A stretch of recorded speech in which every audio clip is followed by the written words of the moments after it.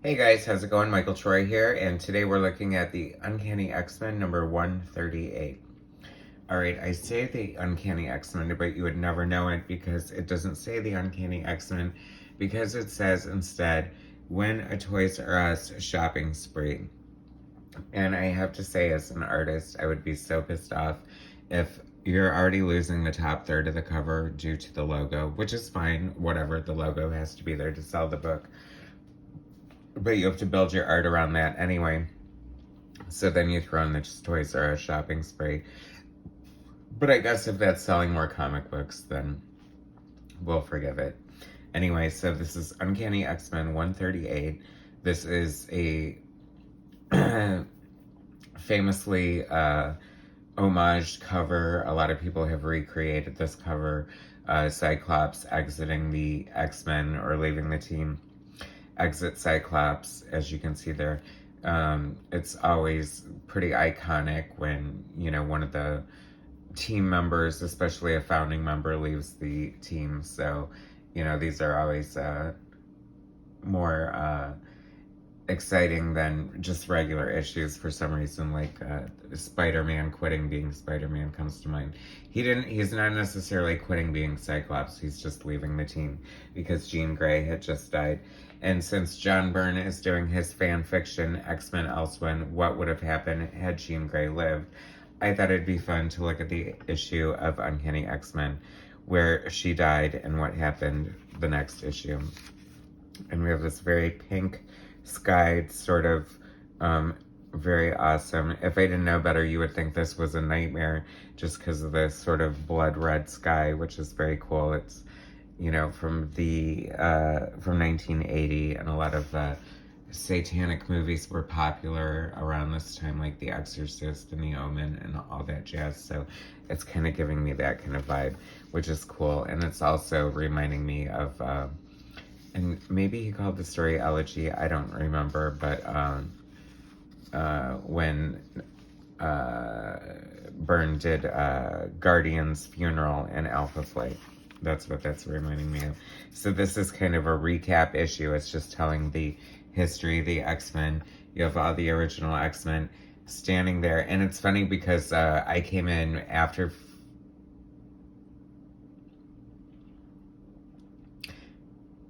I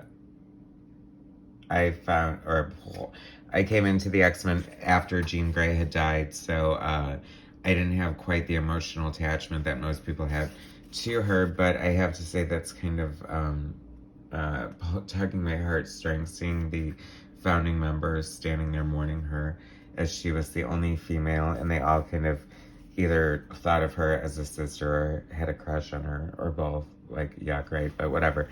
Anyway, so this is fun to see John Byrne and Terry Austin tackle all these, like, X-memories.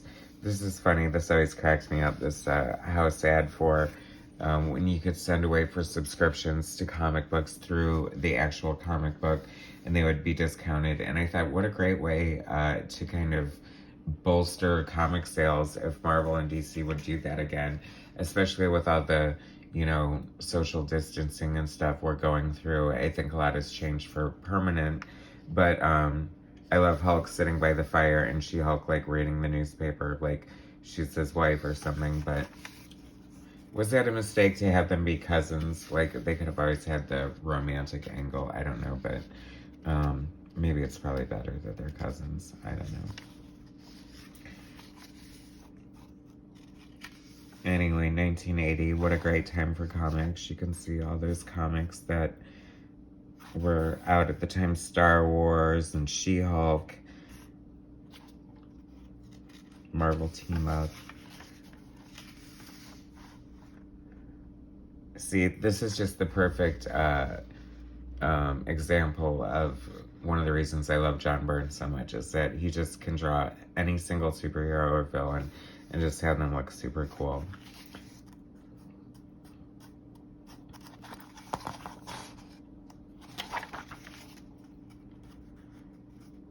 Lorna Dane, not to be confused with Lorna Doone, the Polaris, Mistress of Magnetism. rumored to be daughter of Magneto, but it turned out that she was not. Magneto, potato, potato. I want to hear it either way. So, I don't know. I grew up saying Magneto, and then Magneto just slipped out for some reason. I always loved Havoc's costume there. I thought it was kind of cool. I read somewhere that it was kind of dorky, but I don't know. Maybe I just like all the dorky classic superhero stuff.